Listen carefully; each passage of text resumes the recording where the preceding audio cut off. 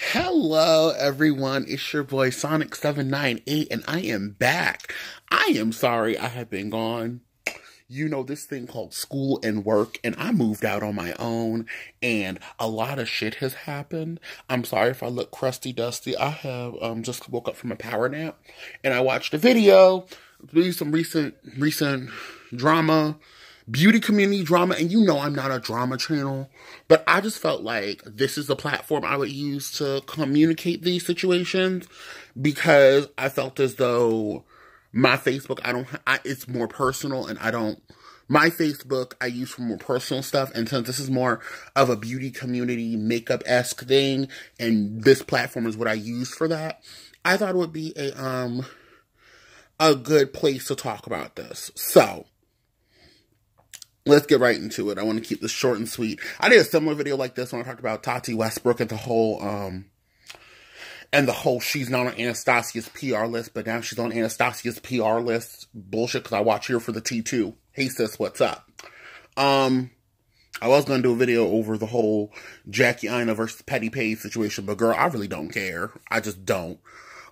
This situation is more so directed at the Huda Beauty versus Beauty Bakery situation. Now, if you don't know, Huda Beauty, Huda, very, very famous girl on YouTube, one of the most well-known Muslim influencers, started her own brand. She had a foundation line that is basically cake face. She comes to compete with Kat Von D. And she came to meet with Kat Von D. Now, but people like the shit if you like cake face, but if your skin's sensitive and you don't like the way perfume makeup sells, if you don't like heavy fragrance makeup, don't buy her shit. That's what I've learned. People like the rose gold palette, but they don't like the rose gold remastered palette. It's a whole lot of situations. If your brand, now I'm all here, I'm a marketer. If you don't know, I'm a marketing major. I go to school now. Currently, I'm a business administration major with a specialization in marketing, which is a long-ass way of saying I'm a marketing major. I know how to transition a brand. I understand if you want to change your brand's direction, what you're doing. Huda Beauty is barely 2 years old. If she's that far. She's in Sephora. I don't even think Fenty is a full 2 years yet. So Huda barely is 2 years old. When you go into brand development, you look into other brands and see what they're doing. You know what I mean? You know that other brands exist, indie or not. So, and Huda has already had band standing, because they go off about, like, her makeup has an inclusive shade range, like her foundation, that full coverage foundation has a very inclusive shade range. But she's already proven that Huda has done shit where she's clowned darker skinned women, Indian, Middle Eastern, and black, straight up black women. She's made, I can't say she. Her team on her Instagram has found ways to use darker skinned people as parodies, comedies, and never in a serious light. The only time they use them in a serious light is if they are a high power influencer, which, first of all, there are very few influencers of darker, deeper complexion anyway. So that's already taking the limited space you have and shrinking it when you use them as a joke. I remember I was watching Ashley Devana's Auntie Hall. She did one about a year ago, and you felt her, she's great. Like, she does a lot of wig reviews now, but she did a makeup Auntie Hall, and she talked about how she doesn't want to shop. She doesn't buy anything from Huda or she doesn't really support Huda because she has, Huda has promoted things like she's not really here for darker skin. And she's like, talked about like face treatments. Well, mind you, I have plenty of Middle Eastern friends. So the whole like mixing oils and juices and berries thing is a very common occurrence. But you're mixing spices and putting that shit on your face and your hair. That's normal. But she's like talking about putting lemon juice on your face and like practices that aren't really good for other people. It's a whole bunch of shit. But Huda's been put in a light where she's been seen as colorist. I'm not even going to say racist, because being Middle Eastern, you don't have the class above other minorities to be considered racist, you're considered colorist because you're still in the same color family. I'm not here to do a whole video on the perception of European standards of beauty. I'm tired. So when she basically, you know, her whole theme on her, I'm petting my wig. Her whole theme on her, line is like desert, the Middle East. In Middle East, I'm not going to say anything because that's rude. Middle Eastern spices and rose gold and the beauty of the Middle East and stuff like that. That makes sense.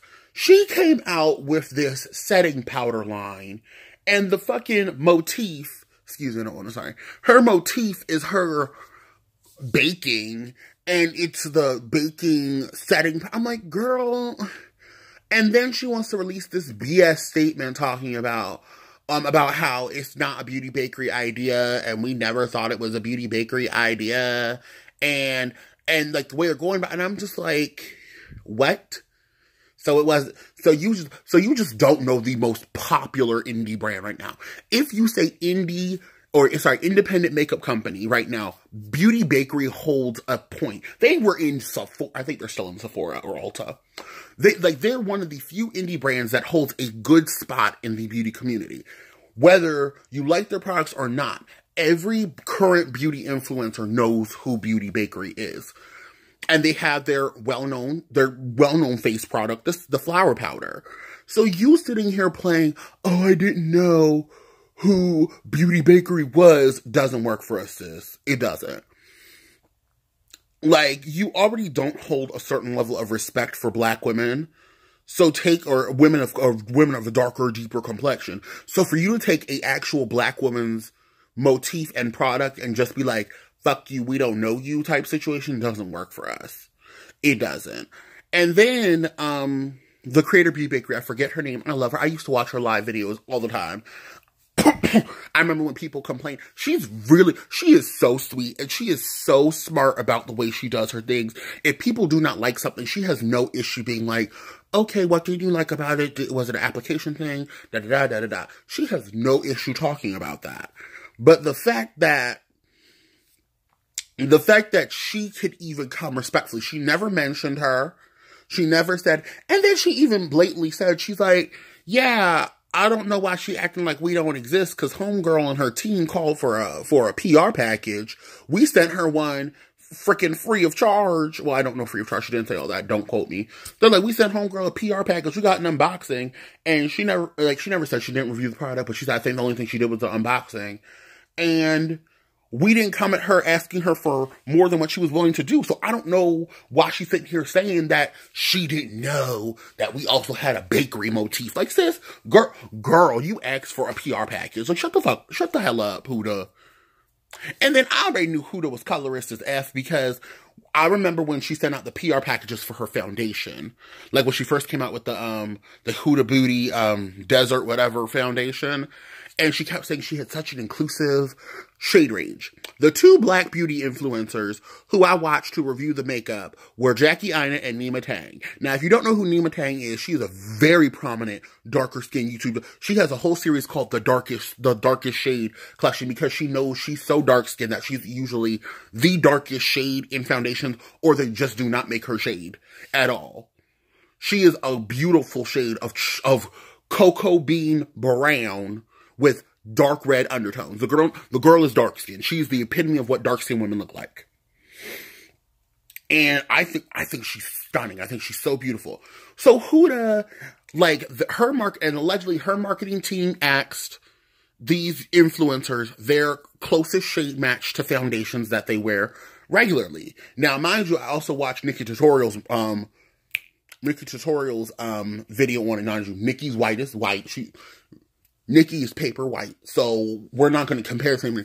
But they gave Nikki, or I think Nikki bought hers. I'm pretty sure Nikki Tutorials bought her. Don't quote me. But her shade match was correct.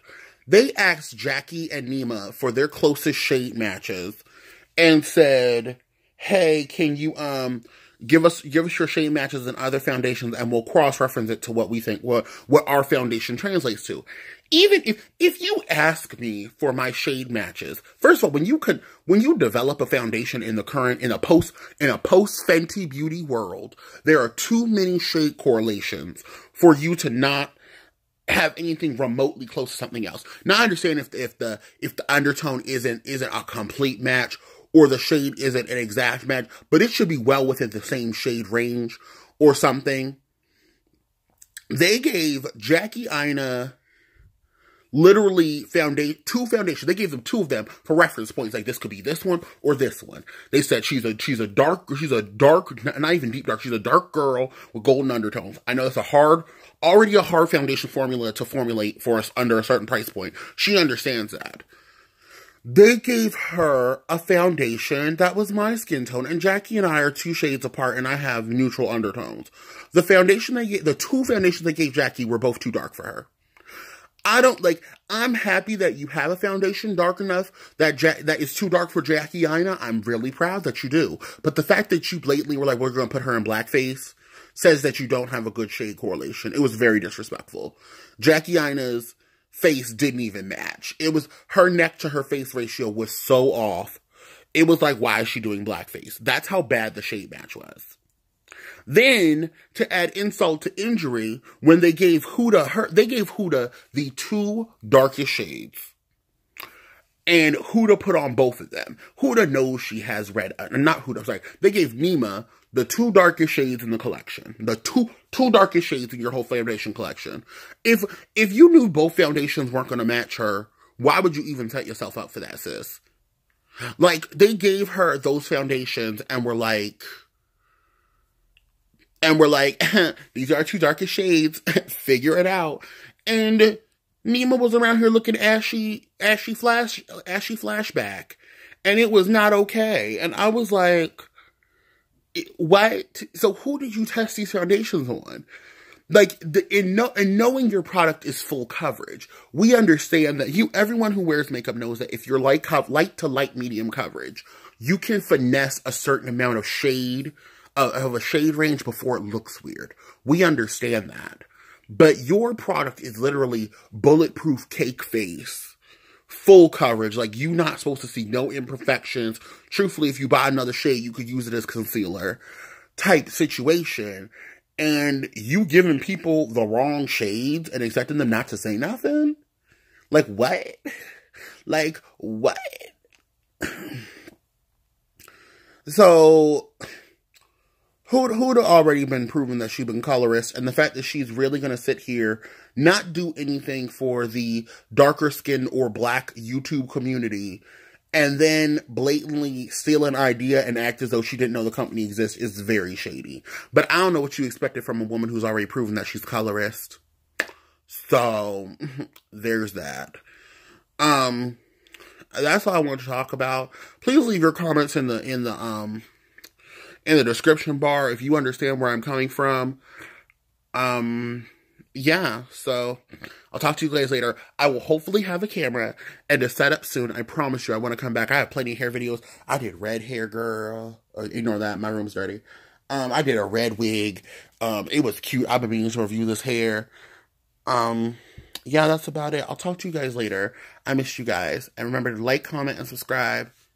Peace. And if you like these videos, please tell me, like that. Up my engagement, turn on your post notifications, and I'll talk to you guys later. Bye.